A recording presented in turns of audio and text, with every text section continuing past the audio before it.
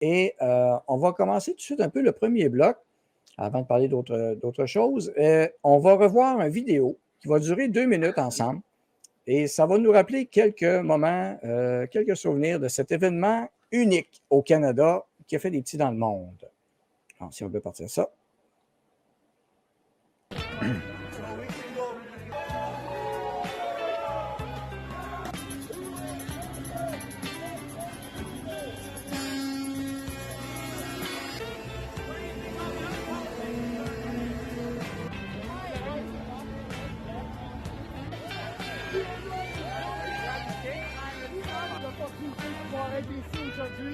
Mais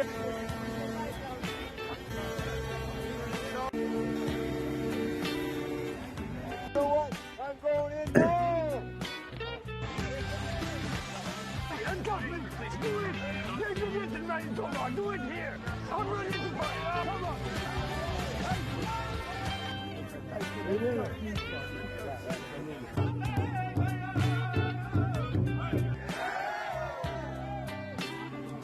What makes Canada back?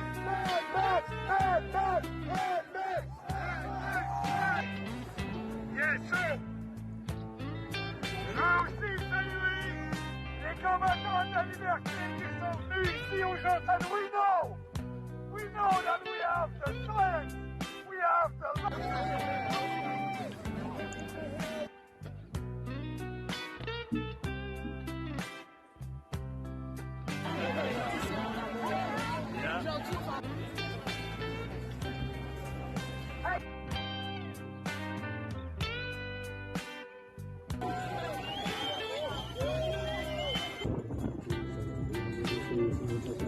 people are happy, smiling, because they know that the end is coming.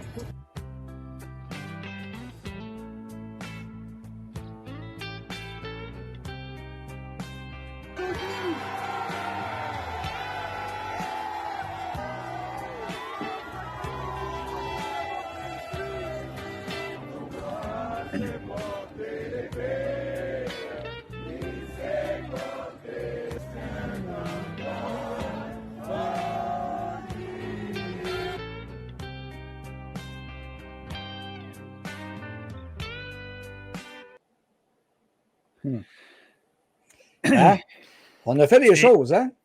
C'est des beaux souvenirs, Daniel. Les gens qui disent que cette manifestation-là n'a pas été une manifestation pacifique, ils se trompent. On a vu les photos, les vidéos. Tu étais là, toi aussi. On était là les week-ends. Pour moi, c'est un beau souvenir. Ça a été une célébration et non pas une manifestation. Exactement. On célébrait le début de la fin des mesures coercitives. On savait qu'on allait gagner, que la science était de notre côté. Elle a toujours été de notre côté, que le gros bon sens était de notre côté. Et ça a poussé les gouvernements provinciaux à agir et à laisser tomber leurs mesures après le coup de la liberté. C'était une belle aventure et dommage que ça s'est mal fini avec M. Trudeau qui a invoqué la loi des mesures d'urgence. Mais là, on a eu une commission et les gens se sont fait entendre et on attend le rapport du juge et ça devrait arriver le 20 février prochain. Et j'espère qu'il va condamner le gouvernement Trudeau d'avoir utilisé la loi des mesures d'urgence parce que si on lit la loi attentivement, il n'y avait aucun motif légaux pour invoquer cette loi-là. Il y a plusieurs avocats qui sont venus témoigner devant le juge et il fallait, pour invoquer la loi, comme tu le sais, Daniel, qui démontre qu'il y a une insurrection ou que la vie des Canadiens soit en danger et ce n'était pas du tout le cas. Non, puis est-ce que tu t'attends encore à avoir des surprises de cette commission d'abord? Bien, j'aimerais que le juge rendre un rapport en ligne avec la loi et la Constitution canadienne, c'est-à-dire qu'il blâme le gouvernement Trudeau. On va voir qu'est-ce qu'il va dire, mais aussi, il faut se rappeler que cette commission-là a le pouvoir d'émettre ses recommandations pour le futur et de regarder si le gouvernement a respecté la loi ou pas.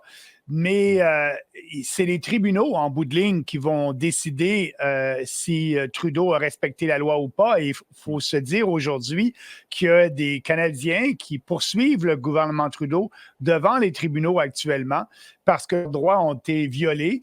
On sait que le gouvernement Trudeau a gelé les comptes de banque des citoyens ordinaires, je dirais même des citoyens, Daniel, extraordinaires, parce qu'ils ont donné de leur argent pour soutenir la Constitution canadienne, leur liberté de choix. Et ils ont subi des conséquences malheureuses. Leur compte a été gelé pendant plusieurs jours et ils sont devant les tribunaux. Donc, j'espère bien que le rapport va être le premier pas et qu'après ça, bien, les tribunaux jugent M. Trudeau de ses actions. Et qu'il soit responsable de ses actions. Mais la vraie responsabilité, c'est une responsabilité politique. Et je pense qu'à la prochaine campagne électorale, j'espère que les Canadiens vont s'en rappeler et vont juger le gouvernement Trudeau de par ses actes en ce qui concerne le respect de nos droits et libertés. Oui, puis un an plus tard, comment tu vois ça? Parce qu'on arrive à la période universelle, le 28 janvier, lorsque les premiers camions arrivaient à Ottawa, on sait ce qui s'est passé. Les klaxons, tout ça, il y avait des roulottes. Mais c'était pacifique. C'était, comme tu as dit, c'était pas une manifestation, dans le fond. Donc, c'était comme un appel à la liberté qu'on sentait. On l'a vu. Donc, un an après, le bilan un peu de tout ça, qu'est-ce que tu as vu de positif qui est resté de ça? Bien, moi, je pense aussi que les Canadiens ont réveillé des citoyens de d'autres pays, des États-Unis, en Europe, avec le convoi de la liberté, qui était aussi un convoi spontané, il faut le dire. Il y avait quelques leaders, mais c'est venu spontané de la population. Si on voit des vidéos, lorsque les camions traversaient le pays, les gens étaient accueillis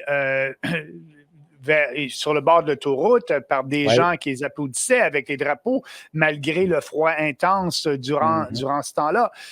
Et ça l'a réveillé d'autres citoyens de d'autres pays de manifester aussi pour leurs droits et libertés.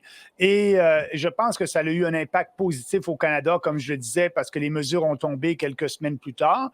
Puis ça a eu un impact positif à travers le pays, malgré le fait que les médias traditionnels essaient et ont essayé de ridiculiser les Canadiens qui étaient là.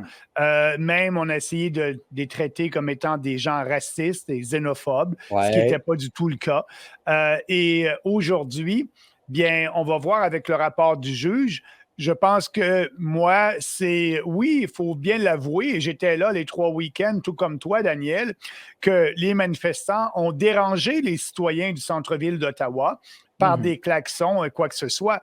Mais écoutez, c'est une manifestation ou une célébration qui a fait un peu de trouble pour les gens d'Ottawa. Mais lorsque nos droits et libertés sont en jeu, et ça s'est fait pacifiquement, c'est peut-être le côté négatif pour les gens d'Ottawa, mais moi, je vois un côté beaucoup plus positif à tout ça. Ça a réveillé les gens. Et aujourd'hui, je pense qu'aucun gouvernement au Canada ne serait capable de réimposer ces mesures-là draconiennes parce que les gens, maintenant, s'aperçoivent que, le virus, comme on l'a dit depuis le début, et le vaccin, le virus n'était pas mortel pour l'ensemble de la population, seulement pour les gens plus âgés avec des comorbidités. Donc, il n'y avait pas de nécessité de forcer la vaccination à tout le monde. Et on sait maintenant, comme on le disait à l'époque, Daniel, que tout le monde pouvait attraper la COVID et le transmettre. Donc, il n'y avait aucune raison de faire de la discrimination et de la ségrégation parmi les Canadiens. Et c'est pour ça que les gens étaient à Ottawa, pour dire assez, c'est assez. Et je pense que l'histoire va regarder ce convoi de la liberté-là.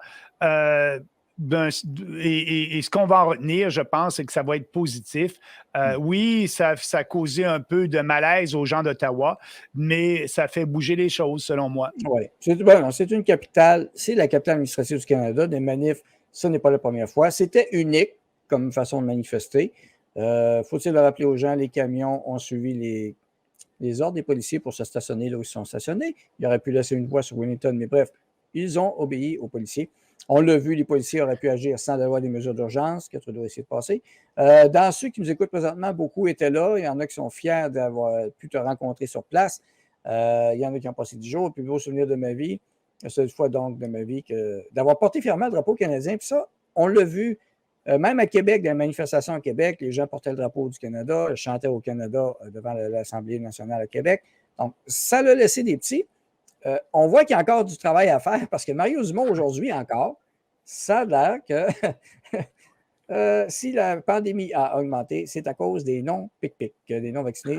Alors, ils en veulent encore aux non-vaccinés. La science, c'est pas encore rendu là. Oui, mais les médias traditionnels comme TVA ou bien la presse ou les autres médias ont été le bras de propagande des différents gouvernements en ce qui concerne la COVID-19. Mais tranquillement, la vérité commence à sortir, les faits sont là et on ne peut plus cacher le fait que le vaccin et même la population le réalise. Là, les gens qui vont avoir encore une autre dose, une 5e, 4e ou 6e dose, c'est une petite minorité de la population. Donc, les gens s'aperçoivent, ils ont eu COVID ou ils ont connu quelqu'un qui a eu la COVID. C'était une grosse grippe pour la plupart des gens. Personne n'est décédé. Ils ont été vaccinés. Ils ont attrapé la COVID pareil. Donc, le gros bon sens triomphe, là. Et avant de revenir à une action gouvernementale de promotion et qui va avoir du succès en ce qui concerne le vaccin, je pense que les élus ont du travail à faire pour convaincre la population. Et moi, je regarde ça, puis je me dis, dans le fond, il faut se rappeler que les gouvernements ont réussi à violer nos droits et libertés et avoir l'appui des médias en faisant ça parce qu'ils ont réussi à contrôler et à faire peur à la population avec tout l'argent qu'ils ont dépensé en propagande. Donc, vu qu'ils avaient à l'époque la majorité de la population de leur côté, bien, les politiciens se sont sentis légitimes de brimer nos droits et libertés avec l'appui des médias. Et je pense que ça va être plus difficile dans un avenir de recommencer à brimer des droits comme ça a eu lieu. Mais il ne faut jamais prendre pour acquis, comme on le sait maintenant, que nos droits et libertés au Canada peuvent être bafoués n'importe quand par un gouvernement autoritaire, comme ça a été le cas. Et donc, il faut toujours se battre pour nos valeurs. Et c'est ce qu'on fait au Parti populaire. On fait ça ensemble. Excellent. Et non, on va les surveiller parce qu'on sait que ça peut arriver. Dernier point sur ce segment-là. Donc, aujourd'hui, tu as parlé des médias beaucoup, l'intervention des médias, la publicité avec le gouvernement, les liens. Mais aujourd'hui, tu as quand même un média qui t'a rencontré sur ce sujet. Peux-tu nous en parler un peu? On peut montrer l'image un peu. Oui, j'ai fait une entrevue. Oui, Daniel, j'ai fait une entrevue aujourd'hui avec le journaliste du droit d'Ottawa. Et en ce qui concerne justement 1 an après le convoi de la liberté. Et selon lui et selon le journaliste, il me disait, est-ce que vous n'êtes pas, M. Bernier, le grand perdant de ce convoi de la liberté? Parce que j'ai parlé à bien des gens et puis vous êtes associés à ce convoi de la liberté-là et les gens n'ont pas aimé ce qu'ils ont vu, la majorité de la population. Donc, pour vous, politiquement, c'est un boulet à vos pieds. Et j'ai dit non, j'ai dit contrairement le contraire. Oui, je comprends qu'à l'époque, si on regardait les sondages, la majorité de la population est en faveur des mesures draconiennes, mais cette minorité-là a réussi à faire changer les choses. Et oui, j'étais là. Et pour moi, je ne suis pas le grand perdant du convoi de la liberté. Je pense que je suis gagnant politiquement. J'ai démontré aux gens que peu importe si nos prises de position sont populaires ou pas, si nos prises de position sont politiquement correctes ou pas, nous, on fait de la politique basée sur nos convictions et on a une vision de ce pays, d'un gouvernement qui va respecter la Charte des droits et libertés, qui va respecter nos libertés. Et ça, je l'ai fait dès le début de la COVID. J'ai fait plusieurs manifestations avec toi, Daniel, au Québec, en Ontario, un peu partout. Et le couronnement a été le convoi de la liberté. Et j'ai toujours dit la même chose. Et c'est dommage que les médias ont influencé la population en général, mais j'ai dit aux journalistes, j'ai dit... que ce convoi-là va rester gravé dans la mémoire collective des Canadiens. Et je pense que à plus long terme, on va voir que le convoi de la liberté a été bénéfique pour les Canadiens qui prônent les valeurs canadiennes. Et moi, j'ai démontré que je ne faisais pas de la politique basée sur les sondages, mais basée sur nos convictions. Donc, très important. Oui, et donc, le journaliste essaie encore de me dépeindre en étant un politicien qui respecte pas les lois, parce que j'ai été emprisonné pour défendre la liberté de choix pendant 12 heures au Manitoba, après avoir fait une réunion pacifique dans un parc avec 6-7 personnes. Et donc, on m'a emprisonné. C'était un geste politique, selon moi, une répression politique. Mais moi, je peux te dire que ce qu'on a fait, toi et moi, et l'ensemble des gens qui se sont battus pour nos libertés, je les remercie et c'est eux qui sont les héros. On a rencontré des gens, Daniel, là-bas, qui ont perdu leur emploi à cause de leurs convictions.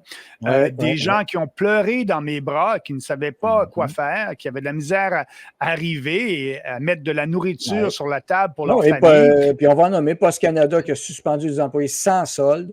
On a fait des vidéos avec eux autres, des gens qui étaient désespérés, il faut dire, puis de voir la population et les médias, ils n'en ont pas tenu compte, ils ont fait comme s'il n'existait pas. Oui, absolument, absolument. Donc, j'ai hâte de voir qu'est-ce que ce journaliste-là et le droit va écrire. Mais comme je le dis, notre but, nous, c'est de promouvoir nos idées. Et ça a été une belle entrevue. Le journaliste et moi, on ne partageait pas les mêmes points de vue, mais au moins, j'ai eu une écoute. On va voir comment ça se traduit dans son article dans le droit. Ça devrait paraître demain ou en fin de semaine. Fait qu'on verra bien. Mais il faut dire, comme tu le sais, malgré que le PPC a des positions très différentes de tous ces partis de l'establishment, le Parti conservateur de Pierre Poilievre ou le Parti libéral de Justin Trudeau, les médias traditionnels ne tiennent pas compte de notre point de vue, malgré le fait qu'on a eu plus de votes que le Parti vert, qu'on est un parti en croissance. Mais le temps est de notre côté, comme on l'a démontré avec le dossier de COVID-19. Plus on parle de nos idées, plus on a d'appui. Et le Parti populaire va continuer de croître, à chaque jour. Et voilà. Alors, merci beaucoup. Et je vais terminer le segment en répétant ceci. On a présenté une petite vidéo de 2 minutes qui est court. On aurait pu le présenter beaucoup plus longtemps. C'est sûr que Pierre Poilievre, il n'y aurait pas grand-chose à montrer dans son cas là-dessus. Juste un photo-op. Il était là. En dehors du site. En dehors de oui, il ne voulait pas être près du Parlement parce que c'était trop dangereux. Mais comme tu le sais, c'était plaisant. C'était une fête. Il a fait un photo-op dans son comté, près d'Ottawa, avec un camionneur de son comté, parce qu'il sentait le vent tourner. Puis, c'est ce que je disais, là. Ceux qui étaient là, les Canadiens, les défenseurs de nos droits et libertés, ont fait tourner le vent tellement qu'un politicien opportuniste et un politicien de carrière comme Pierre Poilievre a senti le vent tourner et s'est dit, il faudrait que je démontre que je suis pro le convoi de la liberté, sans trop en faire, parce que sachant qu'encore une bonne partie de la population était contre le convoi de la liberté. Donc, il s'est présenté pour avoir au moins dans son portfolio une photo avec un camionneur. Et donc, ça démontre qu'on a réussi tous ensemble à faire évoluer l'opinion publique. Et c'est ce qu'on fait.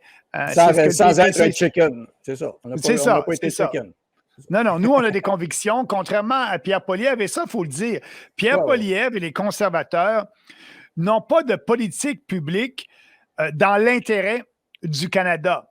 Et leurs politiques publiques sont basées sur les sondages, sur ce qui est populaire, pas sur les politiques publiques qui sont nécessaires pour avoir un gouvernement plus petit et une économie plus prospère. Non, eux, ils parlent de politiques publiques qui sont populaires, peu importe si c'est basé sur les faits, sur la science ou sur la raison. Nous, c'est autrement. On parle de politiques publiques dans notre plateforme qui sont basées sur les faits, sur la science, sur la raison.